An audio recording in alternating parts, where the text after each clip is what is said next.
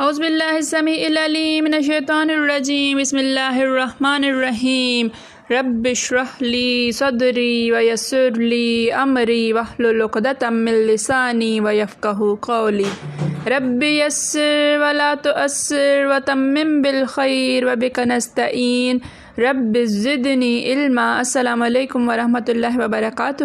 الحمدللہ ہم سورہ بقرہ کا ترجمہ و تفسیر کر رہے ہیں۔ 260 آیات کا ترجمہ و تفسیر الحمدللہ ہم کر چکے ہیں۔ آج کا سبق آیت نمبر 261 سے دیکھیے۔ اعوذ باللہ من الشیطان الرجیم مثل الذین ينفقون اموالهم في سبیل اللہ کمثل حبۃ انبتت سبع سنابل فی کل سنبلۃ مئۃ حبۃ مثل الذین مثال الذین ان لوگوں کی جو وہ لوگ جو ينفقون وہ خرچ کرتے ہیں، جمع کا صیغہ ہے ینفقون، انفاق سے ہے یہ۔ مثل الذین ینفقون ان لوگوں کی مثال جو خرچ کرتے ہیں، اموالہم اموال مال کی جمع ہے، مال ہم اپنے مال، فی سبیل اللہ فی میں سبیل راستہ اللہ کے راستے میں، کمثل کا جیسے کہ گویا کہ مثال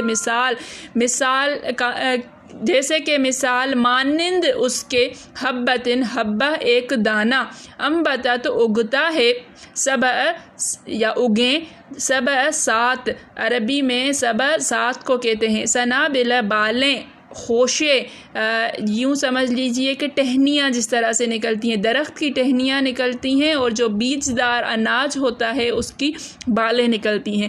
فی کل سنبلۃ فی میں کل ہر ایک، سنبلۃ ہر بال میں، مئۃ 100 حبۃ دانے، ہر بال میں 100 دانے، واللہ اور اللہ یضاعف بڑھا دیتا ہے، دگنا کر دیتا ہے، لمن لے کے لیے، من جس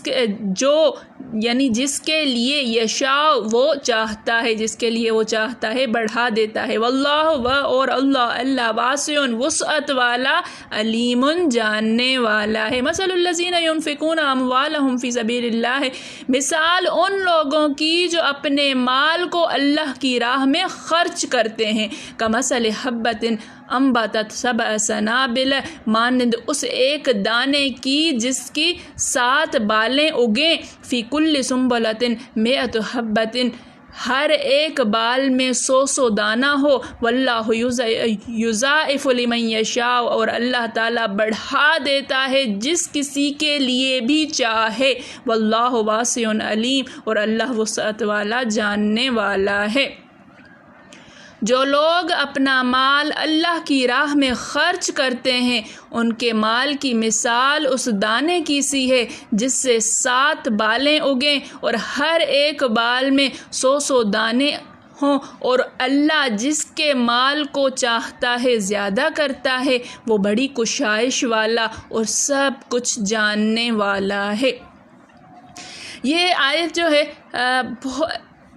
اللہ کی راہ میں خرچ کرنے کی ترغیب میں زبردست آیت ہے۔ اس سورہ بقرہ کی جتنی بھی آیات آئی ہیں، جتنی بھی خرچ کرنے کی، انفاق فی سبیل اللہ کی جتنی بھی آیات آئی ہیں، میری پسندیدہ ترین آیت یہ ہے کہ اللہ تعالیٰ فرماتا ہے کہ ایک دانہ، اللہ کی راہ میں ایک دانہ دینے والے کی مثال ایسے ہے کہ ایک اللہ کی راہ میں خرچ کرنے والے کی مثال ایسے کی ہے کہ کسی نے ایک دانہ بویا اور اس کی 7 جو ہیں وہ بالیں اگیں اور ہر ایک بال میں 100 دانے اگے۔ آپ نے دیکھا ہوگا کہ جب دانے والی اناج جتنا بھی ہوتا ہے اس کی کونپلیں اگتی ہیں، ایک دانہ اگر اگایا جائے تو وہ ایک جو ہے وہ شاخ نہیں نکلتی، وہاں سے جو کئی شاخیں نکلتی ہیں، کہیں سے 7 نکلتی ہیں اور کہیں سے اس سے بھی زیادہ نکلتی ہیں۔ خاص طور پر اگر کسی نے چاول کی فصل ہوتے ہوئے دیکھی ہو تو جو چاول کے خوشے جب لگائے جاتے ہیں، دانے تو ہو گئے، جب وہ اگتے ہیں تو بہت دور دور تک اس کی جو ہے وہ بوائی ہوتی ہے، تو یہ دیکھ کر میں تھوڑی سی حیران ہوئی تھی کہ یہ اتنی دور دور تک جو ہے وہ کیوں اس کو جو ہے پھر سے بویا جا رہا ہے. جب فصل تیار ہوتی ہے تو وہ اتنی گھنی ہوتی ہے کہ پورا لگتا ہی نہیں ہے کہ وہ جو اتنا زیادہ 1 یا 2 فٹ کا جو اسپیس دیا جاتا ہے وہ اسپیس باقی رہتا ہی نہیں ہے کہ اتنی اس میں سے بالیں اگتی ہیں. تو اللہ تعالیٰ اس ایک دانے سے جتنا چاہے بڑھا دیں. اس آیت میں بیان ہو رہا ہے کہ جو شخص اللہ تعالیٰ کی رضامندی کی طلب میں اپنے مال کو خرچ کرے، یہ والا جو جملہ ہے کہ اللہ تعالیٰ کی رضا کی طلب، اسے بڑی برکتیں اور بہت بڑے ثواب ملتے ہیں اور نیکیاں 700 گنا کر دی جاتی ہیں. تو فرمایا وہ لوگ ہیں جو اللہ کی راہ میں یعنی اللہ کی فرمانبرداری میں، جہاد کے گھوڑوں کو پالنے میں، ہتھیار خریدنے میں، حج کرنے اور کرانے میں خرچ کرتے ہیں. اللہ کے نام دیے ہوئے کی مثال کس پاکیزگی سے بیان ہو رہی ہے، جو آنکھوں میں کھپ جائے، جو دل میں گھر کر جائے. ایک دم یوں فرما دیتا ہے کہ 1 کے بدلے 700 ملیں گے. سوچئے، میں نے 1 روپیہ دیا اور اس کے بدلے میں 700 ملیں گے. اس سے بہت زیادہ لطافت اس کلام اور اس کی مثال میں ہے، اور اس میں اشارہ ہے کہ اعمال صالحہ اللہ کے پاس بڑھتے رہتے ہیں، جس طرح تمہارے بوئے ہوئے بیج کھیت میں بڑھتے رہتے ہیں. اس آیت کی تفسیر کو آگے چلاتے ہوئے، جس طرح سے جب کھیت جو ہے وہ اگایا جاتا ہے تو اس کو موسموں کی گرمی سردی کو دیکھا جاتا ہے، اس کو جو ہے وہ کیڑے مار دوائیاں بھی لگائی جاتی ہیں، اس کی حفاظت کی جاتی ہے، اس سے کچرا ہٹایا جاتا ہے تاکہ فصل اچھی بنے.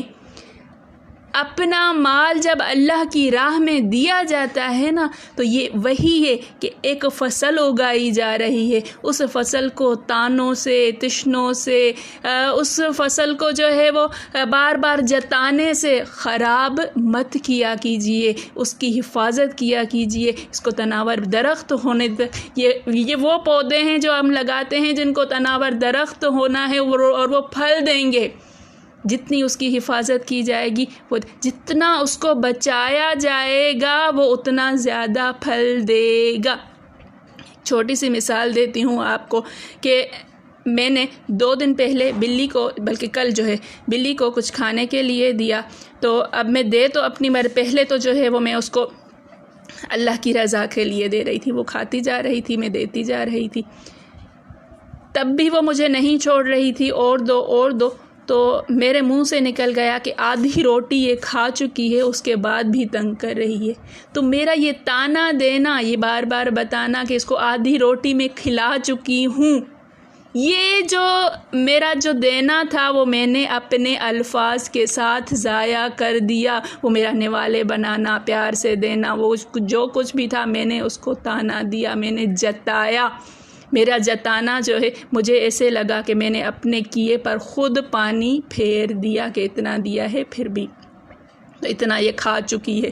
تو اس چیز کا خیال رکھا کیجئے کہ جب بھی اللہ کی راہ میں جتنا بھی دیں، کم سے کم بھلے 1 دانہ ہی کیوں نہ دیں، اس کو تانوں سے، اس کو جتانے سے، اس کو کسی کے آگے بیان کرنے سے، شو کرنے سے، پھیلانے سے بچایا کیجئے، اس کی حفاظت کیا کیجئے. تب ہی یہ کونپلیں بڑھ کر 700 دانے دینے کے قابل بنیں گی. مسند احمد میں حدیث ہے کہ رسول اللہ صلی اللہ علیہ وسلم، احمد مجتبیٰ محمد مصطفیٰ صلی اللہ علیہ وسلم فرماتے ہیں، جو شخص اپنی بچی ہوئی چیز فی سبیل اللہ دیتا ہے اسے 700 کا ثواب ملتا ہے. حدیث کو آگے بڑھاتے ہوئے اس جملے پر غور کیجئے کہ جو بچی ہوئی چیز ہے اس کو دینے کا 700 گنا ثواب ہے، اور اگر اپنے اس پورے مال میں سے خاص طور پر پہلے سے نکال کر دینے کا ثواب کس قدر ہوگا یہ سوچئے. اور جو شخص جان پر یعنی اپنی جان پر اور اپنے اہل و عیال پر خرچ کرے اسے 10 گنا ملتا ہے، کیونکہ واجب ہوتا ہے ہماری جان پر خرچ کرنا واجب ہے، ہمارے اہل و عیال پر خرچ کرنا واجب ہے. جبکہ یہ ہم ڈیوٹی ہے اس کے باوجود اس پر 10 گنا ثواب ملتا ہے. بیمار کی عیادت کا ثواب بھی 10 گنا ملتا ہے. روزہ ڈھال ہے جب تک کہ اسے خراب نہ کرے. جس شخص پر کوئی جسمانی بلا، مصیبت، دکھ، درد، بیماری آئے وہ اس کے گناہوں کو جھاڑ دیتی ہے. کسی طرح کی بھی تکلیف، سر میں درد ہو گیا، پاؤں میں درد ہو گیا، کوئی بیماری لگ گئی، بخار آ گیا، کسی بھی طرح کا، یہ گناہوں کو جھڑنے کا سبب بنتا ہے. یہ حدیث جو ہے وہ حضرت ابو عبیدہ رضی اللہ تعالیٰ عنہ نے اس وقت بیان فرمائی تھی جب کہ آپ رضی اللہ تعالیٰ عنہ سخت بیمار تھے اور لوگ عیادت کے لیے گئے تھے. آپ کی بیوی صاحبہ سرہانے بیٹھی ہوئی تھیں. ان سے پوچھا کہ رات کیسی گزری؟ انہوں نے، بیوی صاحبہ نے کہا کہ نہایت سختی سے. آپ رضی اللہ تعالیٰ عنہ کا منہ اس وقت دیوار کی جانب تھا. یہ سنتے ہی لوگوں کی طرف منہ کیا اور فرمایا میری یہ رات سختی کی نہیں گزری، اس لیے کہ میں نے حضور صلی اللہ علیہ وسلم سے یہ سنا ہے. اوپر ہم نے جو حدیث بیان فرمائی، جو پڑھی ہے ابھی. مسند احمد کی ایک اور حدیث میں ہے کہ ایک شخص نے نکیل والی اونٹنی خیرات کی.